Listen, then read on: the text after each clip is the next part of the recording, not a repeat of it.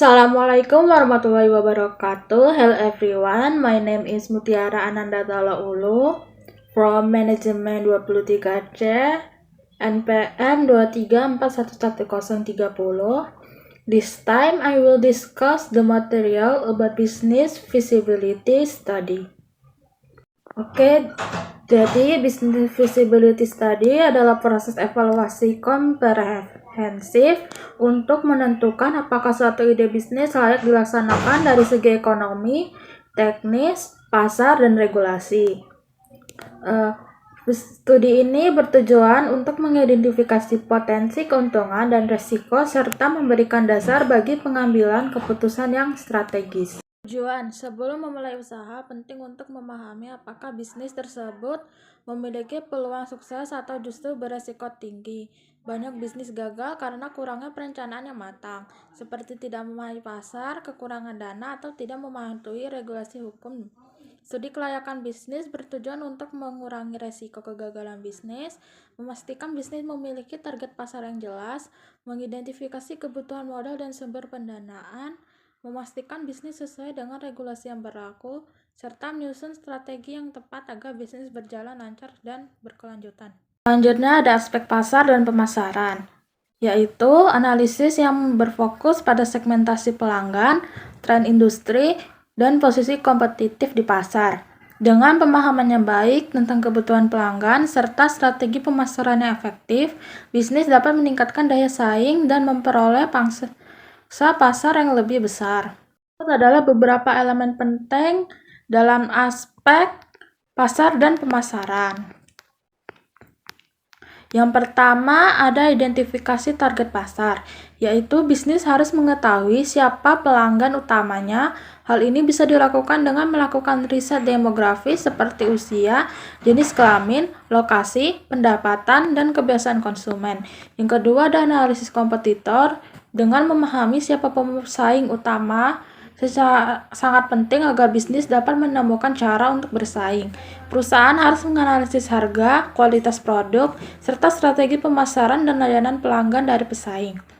Yang ketiga ada strategi pemasaran, yaitu membantu bisnis menarik dan mempertahankan pelanggan, bisa mencakup melalui bisnis digital marketing, promosi, iklan berbayar, serta pemasaran melalui media sosial. Aspek keuangan. Analisis aspek keuangan meninjau investasi awal, proyeksi pendapatan, dan titik impas atau break-even point. Dengan perencanaan keuangan yang matang, bisnis dapat memastikan keberlanjutan finansial dan mengoptimalkan profitabilitas. Berikut adalah beberapa faktor yang harus diperhatikan dalam aspek keuangan. Yang pertama ada estimasi biaya awal.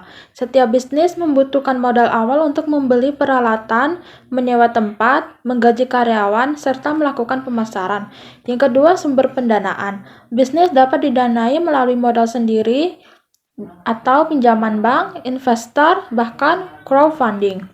Yang ketiga ada perhitungan titik impas atau break-even point, yaitu dengan menentukan kapan bisnis akan mulai mendapatkan keuntungan setelah menutup semua biaya operasional adalah hal penting dalam analisis keuangan. Dan selanjutnya ada proyeksi laba dan rugi.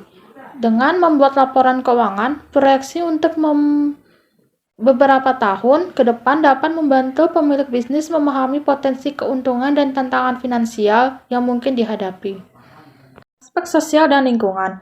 Bisnis juga harus mempertimbangkan dampak sosial dan lingkungan dan menciptakan lapangan kerja, menerapkan tanggung jawab sosial perusahaan atau CSR, serta menggunakan praktik ramah lingkungan dapat meningkatkan citra bisnis di mata publik.